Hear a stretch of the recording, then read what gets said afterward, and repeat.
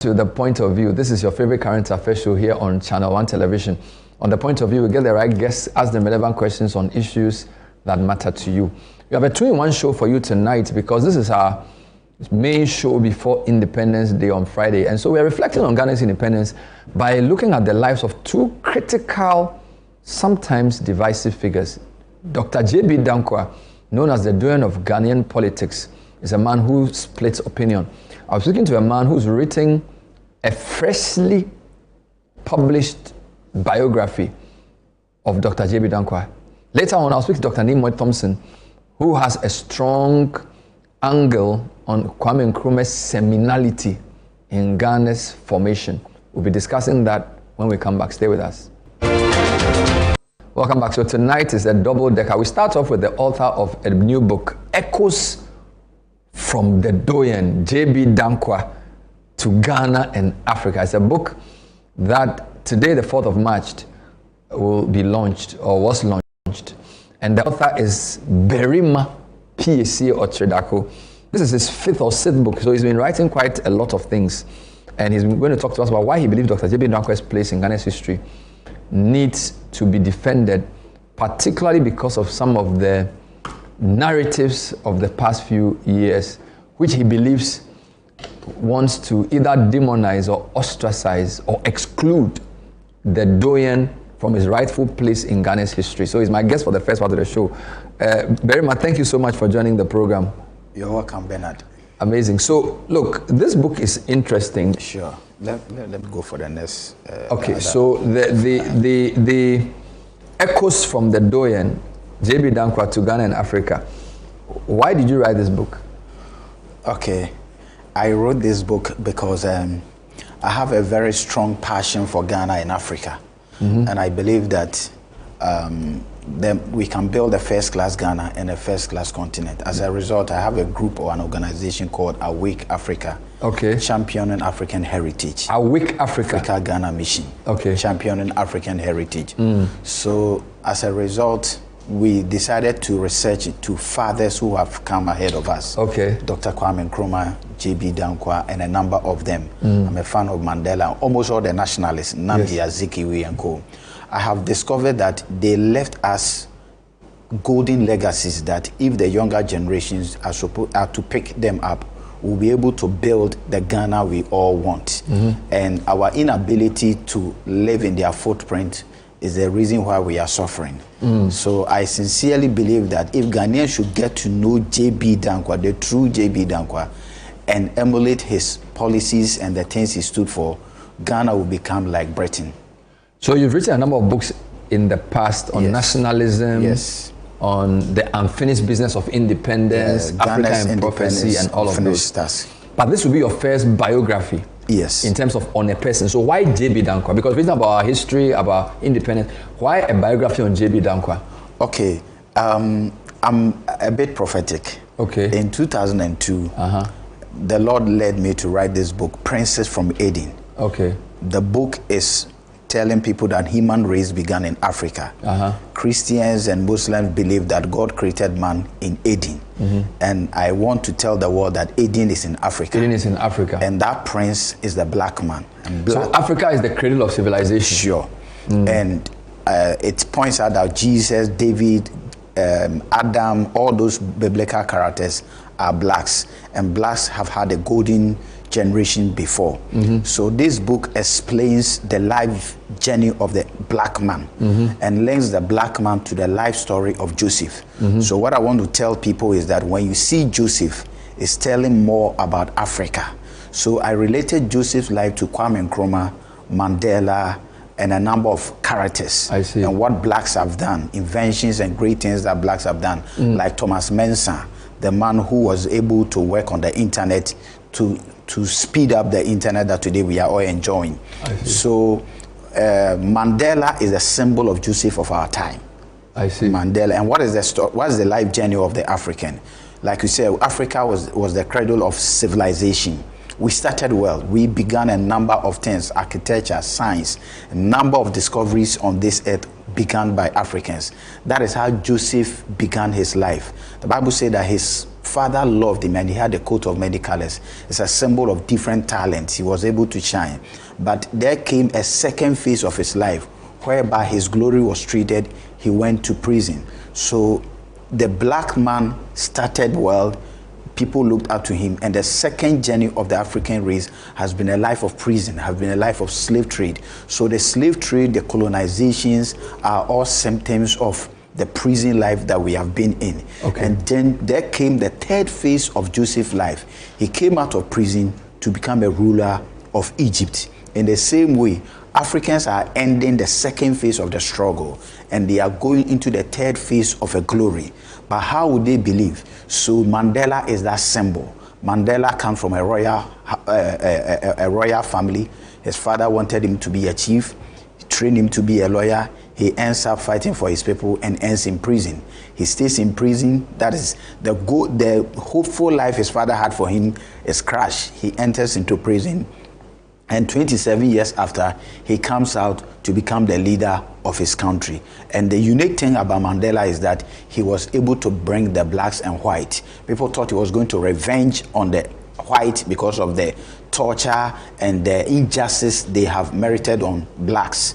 But Mandela said, I have forgiven them. That is what Joseph did. Okay. When Joseph... We still haven't come to JB Danquah Yes, yet. I'm coming.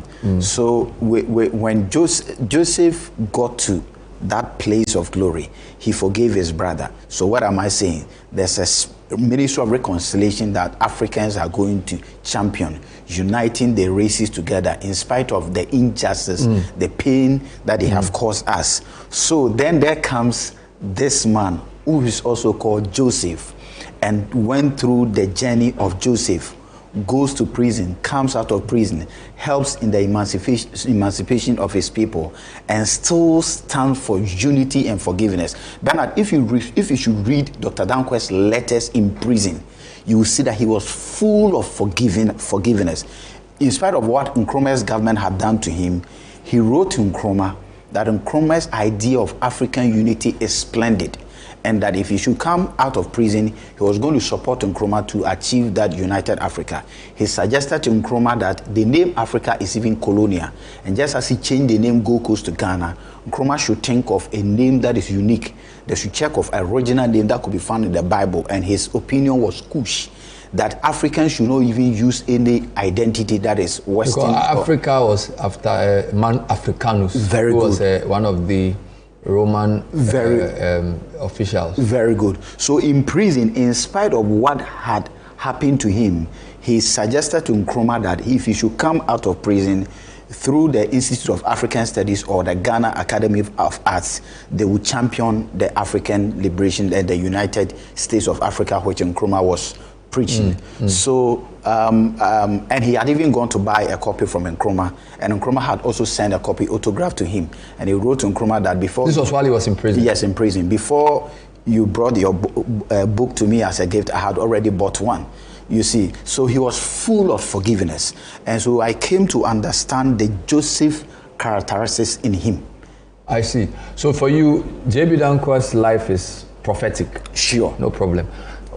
Who was he? Where was he born? Because I recall you mentioned in the book that his brother was the Ochihene. Yes. And that he was from the royal family. Yes. And that he was also quite intelligent. So just talk to me a bit about who he was and how he came to be known as the doyen of Ghana's politics. Dr. J.B. Danquah's father is an Ashanti. Okay. A royal from Ashanti. His father? Yes. Is it Jabin? Jabin and Mampong. Okay. And the Ashantis had war with Jabin. The first one occurred in 1831 after the Dodowa War. Yes. The Katamanso War. And then they reconciled, and then the war happened again. So the other time that the war happened in the 1870s, there was a man called Yabuachi Danquah who fled. Many of the Ashantis have fled to eastern region. So when you go to New Jabin, Asokore, Koforidua, many of them were from Ashanti that came to settle there. So this man Yabuachi also migrated from Ashanti as an Ashanti royal, came, and then the Chebi chief or the paramount chief of the Ochihene, the Achimabu Akwa state, who was called Nana Amwakwata, received Yabuachi and he became his drummer, chief drummer. And he was very loyal to the king, and the king loved him and gave Boakye Danquah a royal to marry from Chebi. And they gave birth to Aaron Eugene Boakye Danquah. And then that woman died, and they gave the man another woman from Adadientem, Achima Adadientem, close to Chebi, and who was called Jankroma. That is JB Danquah's mother. And then he gave birth to Joseph Boakye Kwame Chirichie Boakye Danquah. So that's Dr. Joseph Boakye Chirichie Boakye Danquah. Yes. So that's JB Danquah. That's JB So Danquah. his mother was from Adadientem. And his father is this man from Dwabing and Mampong, who later went to Chebi. Yes. So Eugene Aaron Boakye Danquah became Nana Oforiatta the first in 1912 when he became the Oh, I see. So you have his picture in the book. So Nana Oforiatta, yes, is JB Danquah's brother. Yes, paternal. Same father. Same father. But JB Danquah was younger. JB Danquah was younger. Okay. So is it Nanase Oforiatta? Nanase Oforiatta. Wow. He was called Boakye Danquah. I see. It is the chieftaincy that changed his name to Oforiatta. I see. So he became Oforiatta when he became a king. So JB Danquah's brother was Ochihene? Yes, JB Danquah's brother is Ochihene. And Oforiatta the second is JB Danquah's nephew. Is it? Is JB Danquah's nephew. JB Danquah was born at Bepon in Kwahu. Okay. And then attended school at Begro. But later he spent most of his time at the palace. The interesting thing about JB is that JB didn't attend a secondary school. Okay. They didn't have any A level. So he was like self-motivated to educate himself. But he used those periods to study into the Akan concept of chieftaincy. Okay. Because of his proximity to the palace. And he was even able to write the cases in the Akan law and other books on the laws of Akans. He wrote about 2 books at the age of 25. Wow. So as he studied, later his brother sponsored him to write British matriculation exams. He failed the first time, failed the second time, and wrote the paper again, and he passed to attend London School of Law, the London School. UCL? Yes. University College of London? London, yes. And that's where he studied philosophy, and then later wrote the LLB, and then got scholarship to study philosophy, and then he got his PhD in 1927. So by 1927, when he came back to Ghana, he had his PhD, he was also a lawyer. Yes. And then when he was in London... By the way, 1927 is the same year that Kwesi Aggrey died. Kwesi Aggrey died. So then that's why in the book I state that 1927 is an interesting year. That was the year Kwesi Aggrey died, and that was the year another hero was also arriving in the Gold Coast. Of course, that was the year Gadgisberg also left. That was the year Gadgisberg also left. So, but in UK, Danquah was in student politics. His mentor was Castle Hayford. J.E. Castle Hayford? Yes. Really? Castle Hayford. So Danquah was into Pan-Africanism. So they established the West African Students' Union in London in 1924. And their aim was a united Africa. So in 1927, when he left the Gold Coast, he realized that nobody was achieving independence. This Pan-Africanism won't take them anywhere. So a nation at home before a nation abroad. We need to get a government before we can champion Pan-Africanism. So after he left the UK, he began to focus all his energies to get independence for Ghana. So they established a group called the Gold Coast Youth Conference with a number of his schoolmates, R.S. Blay, K.A. Kosa, A.W. Kojo Thompson, and a number Nanka Bruce, and a number of these learned people who loved their country. So what was the Gold Coast Youth Conference doing? They were educating the people, unlike some of the nationalists like Nnamdi Azikiwe. The interesting thing about Ghana is that Nigerian first president started his political career in Ghana after he had attended University of Lincoln. And then he came to Ghana and worked with the Morning Post as their editor. Owned by A.E. Okansi. That's right. Okansi. Very good. So they were very radical. They were radical? Yes. So J.B. Danquah wasn't radical? No, J.B. wasn't radical. He was more of a gradualist. Yes, a gradualist, but his approach too wasn't that. He felt, because of the chieftaincy. His brother was a chief. Yes, he wanted things to be in diplomacy. He didn't want that radical insult, hate, that physical aggressive note. I see. Yeah, but he wasn't that gradualist as people also think, because I will read some of his statement to the British for independence, then you realize that he was very radical in his statement, but in his approach of doing things, there was more of diplomacy. Yes, so the Gold Coast Youth Conference, they were equipping people. And one of the things this book does is to expose their legacies. They said that Africans, we are not bad or inferior because we are Africans. If we are, it is the environment that has contributed. And therefore, if we can make impact in the environment and change society, we can get good product or good human resources to develop Africa. Who gave him the title, the Doyen of Ghana's politics?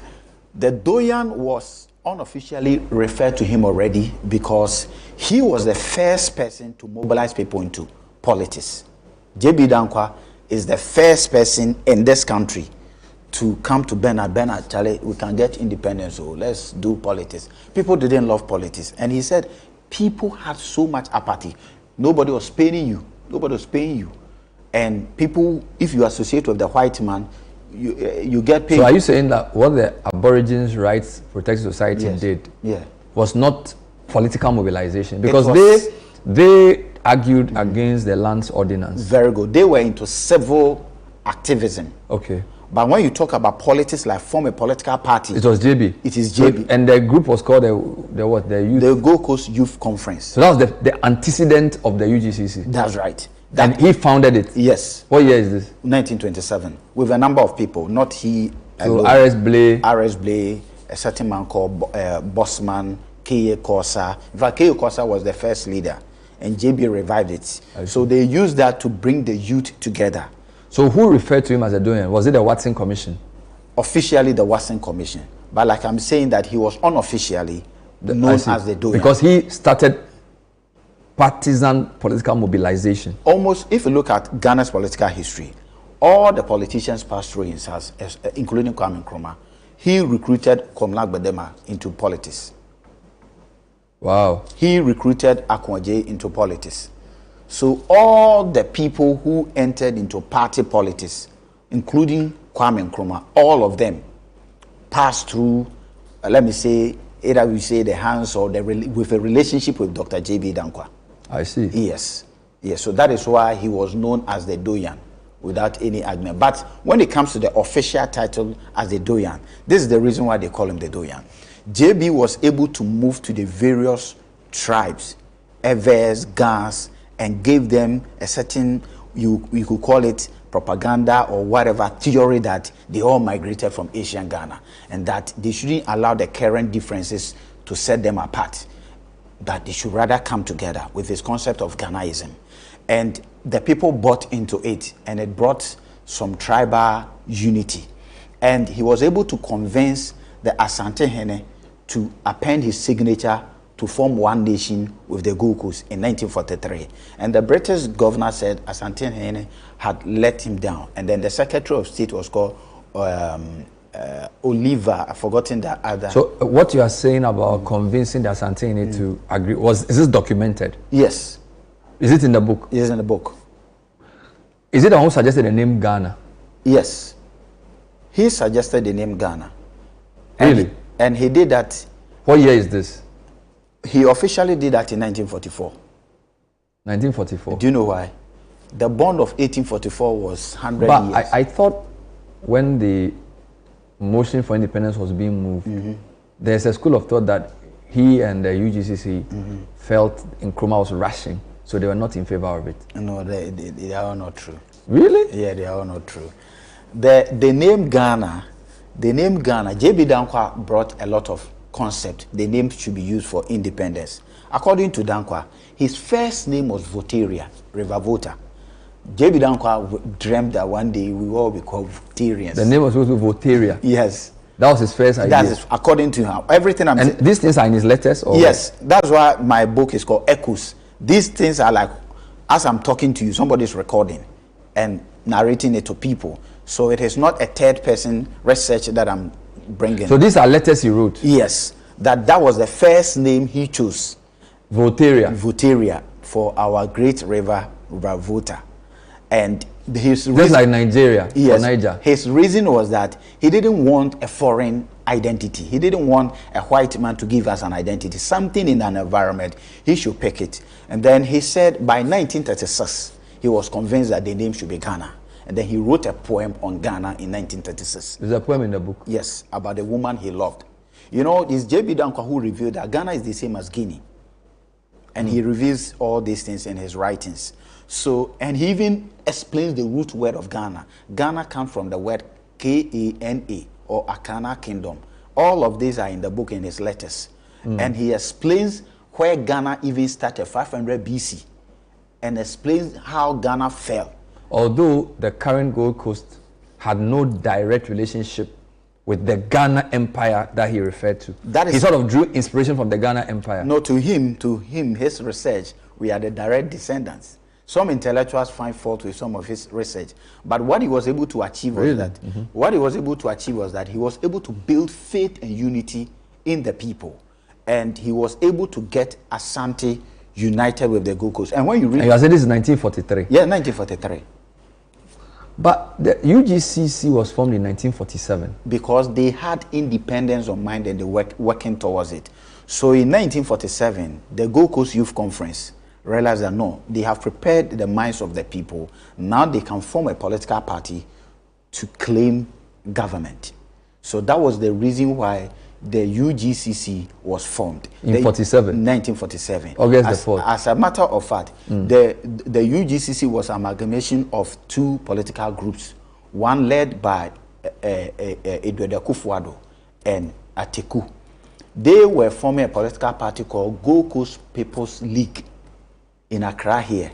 And they started at Kentucky Memorial on 3rd December 1946. Then Pargrand meets JB in February 1947 with R.S. Blay. Then Pargrand puts pressure on JB to do something about independence. So Pargrand starts something from the Western Province, which they call the Gold Coast National Party. And they later invited Edward Akufo-Addo to come so that they have a and this is our Akufo-Addo's father. Akufo-Addo's father. So Akufo-Addo's political group became the Accra branch of the UGCC. So who are these people? So of course JB is the one. There's the JB. And this is R.S. Blay. The one to his left? Yes. Who is the man behind him? Akufo-Addo's father. The one to his right behind him? Kwame Nkrumah. On the man's right? I think William Oforiatta. William Oforiatta? Yes. And then who's the next to JB? That's the one. You are not these sure. Two, you are not sure of these guys. Sure. So who are, this is UGCC? Yes. So this is 1947? Sure. When Nkrumah was brought in? Yes.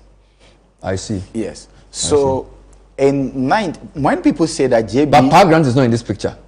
Because you said R.S. Blay and Pargrand were the Western guys. Yeah. You know, Pargrand was not known to be an active person of the UGCC. He was more like a patron behind, a father. A financier. Yes, who united them. Because Nkrumah mentions that when he was going to London, Pargrand gave him money. Yes. To go and study. He mentions in his autobiography. Yes. So he had the money. Yes. No, Pargrand was very rich. Pargrand was very, very, very rich. Okay, I see. And he was more of uniting them, encouraging them, and any decision they took, they called upon him.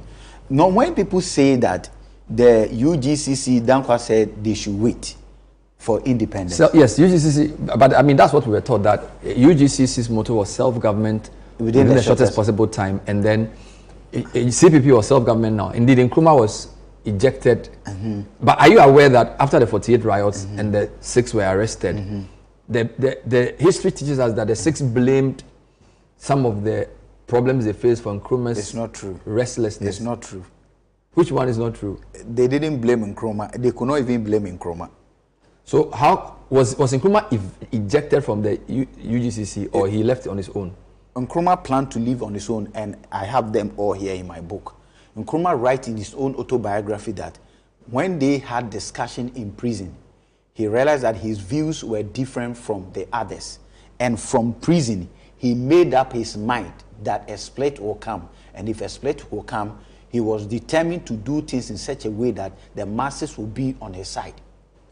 Fair enough. So, but they had different views about how to achieve independence. That's history. No, that's not true. Why? It's not true. So how come the people of Ghana opted for CPP and not UGCC? The CPP is the same as the UGCC. Oh, what are you saying? Nkrumah wanted to. Wow, you even forget that in the 51 election, Nkrumah was in detention. Nkrumah was in detention. Now let's. No, I'm coming. You are trying to tell me that UGCC and CPP are the same, but it can't be the same. Because Nkrumah ran a different party to JB. Obeche Bilamte was on a different ticket and lost the election to Nkrumah. Is that not true? Wow, it's not true. You see. What else is not true? Okay, wait. Let's pick it from. If the UGCC wanted independence within the shortest possible time, yes, or whatever. Let me read something to you. Yeah. Okay. This is from your book, by the way. Come again. This is from your book. This is from my book. Okay. But I am not. Who are you quoting? I am quoting what got them arrested. All right. So what's in commission? The governor's report. Okay. What got them arrested? All now right. this is what happened. The independence journey, the independence struggle. Yeah. This is what happened. The new Cabinet Boni has staged a boycott. We all know that. And what they don't tell you is that the Danquah and his people took advantage of the boycott. Any town that new Cabinet Boni went, they went behind to tell the people that it is independence time. Let's kick the white. So they took advantage of the yes. new Cabinet Boni and of course the 48 shooting of the. Very good. What people fail to ask is that if new Cabinet Boni staged a boycott, why was he not arrested if there was a riot? Good. But new Cabinet Boni was exempted because the British knew that the UGCC leaders were behind instigating the people to turn against the white man. So the 6 of them who were arrested were blamed for the riots. Yes. Because they took advantage. And it was not only the riot that is why they were arrested. Let me read it to you. You see what they have failed to. So read it to me. What are you reading to me? I'm coming. What they have failed is that they say, oh, they blame Nkrumah. It's not true. When you read, they were charged, Bernard. All 6 of them. They were charged. Yeah. When you arrest somebody, you charge the person. Yeah. When you read the charge, you have to go and read their defense. Then you can know whether they blame somebody or they didn't blame somebody. Fair enough. I have read the charge the white man issued against them for arresting them. And I'm reading one from the white man. What page is the this? Governor. This is page 62 of my book. Page 62. JB Danquah, right? When the riot occurred on Saturday, 28 February 1948. Yeah. Sunday, JB Danquah, on behalf of the UGCC, sent a cablegram to the governor calling for the removal of the governor. And that day, the UGCC were prepared to take up the government. Right? And an inquiry commission should be sent for a constituent assembly for a full independence. Now, let me read what the governor stated.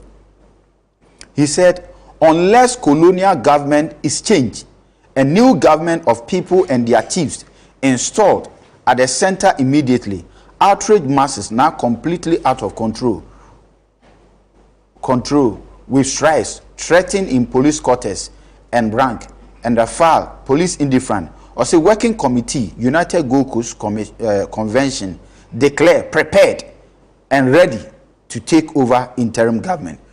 Are you getting a point? What page is this? This is 62. And who wrote this? This is JB Danquah's cablegram. This is the reason why they were arrested. To who? To the governor, to the British, to the Secretary of State, and to the governor of the Gold Coast, or to, let's simply say, the colonial government, right?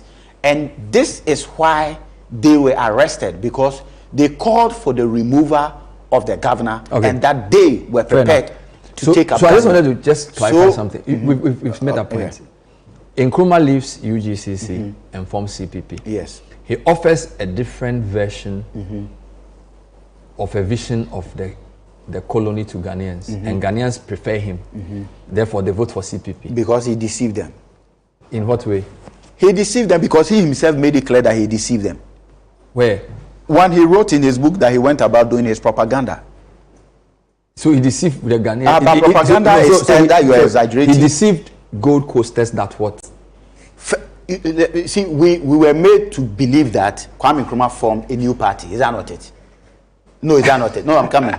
Is that not it? No, but the CPP is Kwame Nkrumah's party. No, so the CPP was different from UGCC. I don't even know what you are asking me. CPP and UGCC were the two political parties at the time. So CPP is different from UGCC. Those are your words. No, I'm asking a question. I'm not here to answer Kwame Nkrumah, listen, Kwame Nkrumah yes. stated that he did not want to raise any doubt in the minds of the people that his party was completely a new party. What does that mean? I don't know. The reason is that Kwame Nkrumah did not tell the people was forming a new party. Okay. Kwame Nkrumah told the people that their leaders have gone to take bribe. Okay. Ghana's independence was issued in 1948, and the colonial, the white paper is here. They have the number of the white paper, the reference number for a takeover government. Okay. And Nkrumah is telling the people that JB traveled to UK, and it is true, he went to UK. He went for a Pan-Africanist conference. Okay. And Nkrumah is saying that when he traveled to UK, he is going to take bribe. And they've given £25,000 each to the leaders except him. And that he was not forming a new party. He did not have new ideas. They said Nkrumah had different ideology from Danquah. Nkrumah himself said at the time, he told the people he wasn't coming with new ideas, he wasn't coming with new promoters, and that the party was not a new party. So that is why his party was called Convention People's Party, because the UGCC at the time were known as the Convention People. I see. So Nkrumah suggested that the name given by Komla Gbedema Mbotio was Ghana People's Party. That would have been the name of the CPP. And Nkrumah said people will know that we have formed a new party. Nkrumah himself said that they will know we have formed a new party. So what the history doesn't talk about is that they made JB Danquah to resign as the working committee member and send memorandum to all the branches of the UGCC that their leaders have stepped down. The only leader is Kwame Nkrumah. So when you are in CPP, you are still in the same group because the people at the time knew the UGCC as the Convention People. I see. And when you read many of the letters, how they were charged, they were called Convention. And Nkrumah said, I did not want them to believe, I didn't want to raise any doubt that what he had formed was a completely new party. But was he not forming a new party? So the people followed him, believing that they were in the same group. All right. I need to take a breather. A lot of stuff. The book is titled Echoes of the Doyen, and my guest for the first part is Barima Piesie Okyere-Darko. I'll ask him a quick question when we come back before I bring in my next guest, who also will propound Dr. Nkrumah's ideas. This is The Point of View. Don't go away.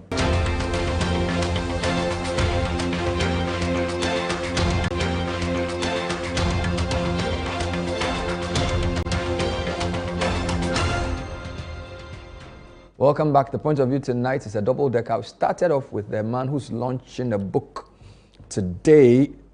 It's titled Echoes of the Doyen. The JB Danquah is a biography essentially. Barima Piesie Okyere-Darko has written 5 books or so. This is his 6th book. And this is the first proper biography he's done on JB Danquah. So you say there are a number of things in this book that will surprise Ghanaians. Yes. Including the fact that you believe Nkrumah deceived Ghanaians by telling them that JB Danquah had basically absconded on the independence struggle. Yeah. And also presented the CPP as the same UGCC they knew. Yes. Wonderful. What else is in the book that you believe will shock Ghanaians? Many people will get to know that 6 March is the legacy of JB Danquah. 6 March is the legacy? Yes. How so? First of all, he said that in 1944, and then during the motion of Kwame Nkrumah's independence motion, it was JB who suggested that Ghana should be independent 6 March 1954. Nkrumah objected to it, but the British accepted it. 57, you mean? Yeah, I'm talking about the day of independence.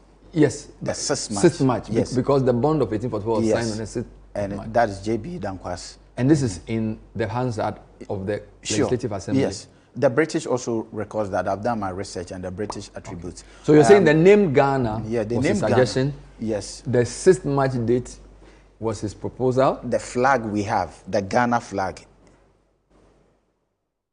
was proposed or? It's not proposed. That was the colors they chose. JB Danquah and co chose the color red, gold, green. So let's separate the choosing of the color to the design of the flag, because the flag was designed by Theodosia Okum. Yeah, but the concept is not her concept. Okay, so where is it recorded that he proposed the red, gold, and green? They are all written, J.B. Danquah narrating how they came about the colors. This is in letters he wrote, or in letters he wrote to who? A number of, even to Nkrumah. Even to Nkrumah. So the letters he wrote from, so do you publish those letters in your book? Sure, reference.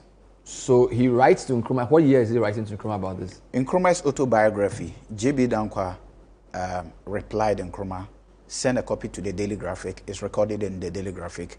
And his disagreement with Nkrumah, he talks about it. And he tells Nkrumah, the stone the builders rejected have become the chief cornerstone. You are in power. It is our colors that they are using as the national flag. So this was, so are you saying that this response to Nkrumah was published in the Graphic? Yes. What year is this? 30th, somewhere May 1957. Nkrumah published his autobiography in April, a month after GB. He wrote back. Yes. So if I go to Graphic, I'll see that. Or if you ask me, I'll send it to you. Okay, that'll be nice. So the name Ghana, the 6th March date, the red, gold, and green concept. Although I need to point out that prior to this, Ethiopia, the only non-colonized African country, their flag was already green, yellow, red. Our flag is from Ethiopia. What it means is that we want to project our Pan-Africanism. So I'm saying that did get the idea from Ethiopia? Yes. So then that can be said. It's just an Ethiopia flag he copied, right? Yes. No. Because Ethiopia's color is red, gold, and green. You're not getting it. The concept in Nkrumah JB had was they want to pick the African heritage to build the modern society. So they were just doing research into Asian Egypt. And when they saw what the Ethiopians had done, yes. So you said JB recommended it. They didn't. They had chosen their flag, that this is going to be the flag. In the UGCC? Colors. Yes. Okay. In their colors. So that's the third one. Yes. I'm coming. Name Ghana, 6th March, red, gold, green. Yes. What else about his life are you seeking to correct that we did not know, or that the book will reveal, or something else the book will tell us that we are not aware of? Okay. Many people in the NPP talk about property owning democracy, about J.B. Danquah. Yeah. But what I find it a bit error is that all our leaders go outside the country and market that they should come, foreign investors should come here. JB is not in support of that. JB is saying that government should empower people to own large-scale enterprises. So it is JB Danquah's vision that City or ChannelOne should rise to be like BBC. Instead of spending your energy on outside nations for them to come into our market, empower your people to dominate the market. So he believes in free enterprise, all right, but he believes that it should be Ghanaian owned, not foreign controlled. I see. So he may not agree with some of the way current MPP people portray their economic philosophy. Sure. You think he may not agree with them? It's not he thinks. If you read what he wrote, it's very clear that he doesn't. It's clear. Was he a capitalist? JB was not a capitalist. And Kufuor has been saying that, though he was not even a wealthy man himself. Was he socialist? Or he wasn't socialist. You know JB's concept? JB is saying that Africa, we had a rich heritage.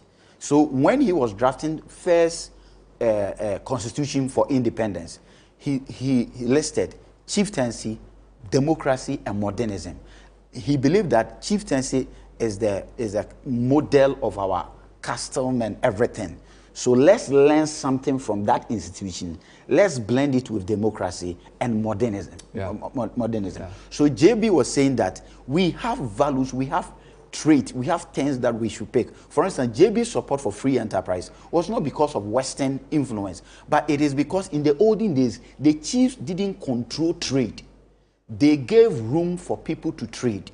They gave security to their people and gave the enabling environment. That is why he believes in free trade, not because of the West. Everything about JB was based upon our culture, was based upon our heritage. And JB was saying that we should learn from our own heritage. And that was the reason why he did not become popular. Because if you are capitalist, the Western world will push you. If you are a socialist, the socialist world. So he wanted to blend it to form something distinctly African. It's something distinctly African. And because African. his brother was the Ochehene, he sort of appreciated where the chiefs were coming from, yes. but also where the intellectuals were coming from. That is why, for independence, JB proposed a bicameral chamber of parliament, a chamber for chiefs and a chamber for politicians. By the way, did he support federal or unitary state? Very good. JB Danquah's idea was a unitary. So he wrote to Nkrumah that with Gold Coast, this small side, not like Nigeria. So in a sense, he and Nkrumah were on the same page on unitary? No, the constitution that was unitary was drafted by JB Danquah. Alone? He drafted it for it to be voted upon. He alone? Yes.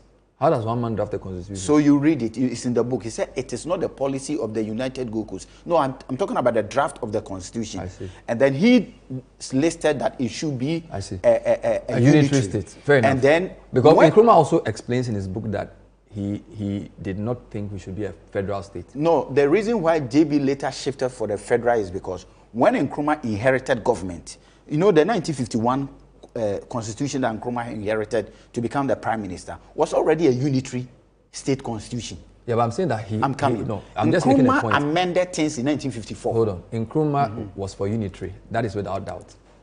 He was never in favor of a federalist state of government. Very good. That's clear. But the unitary was designed by Danquah and his people.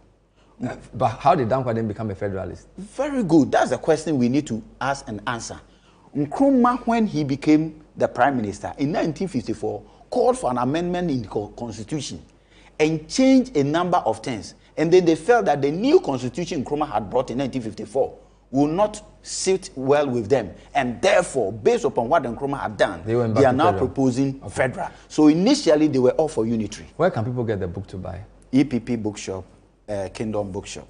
How many pages? I think it's about 220. Also to be 230 pages. Available on Amazon. And it's titled Echoes from the Dorian. We'll put it on the screen. I'll talk to you again. Okay. You've started something very interesting, but I'll leave it for now. We are happy Independence. Happy Independence Day to you. And it's always good to have these discussions. History is conflictual. History is sometimes debated.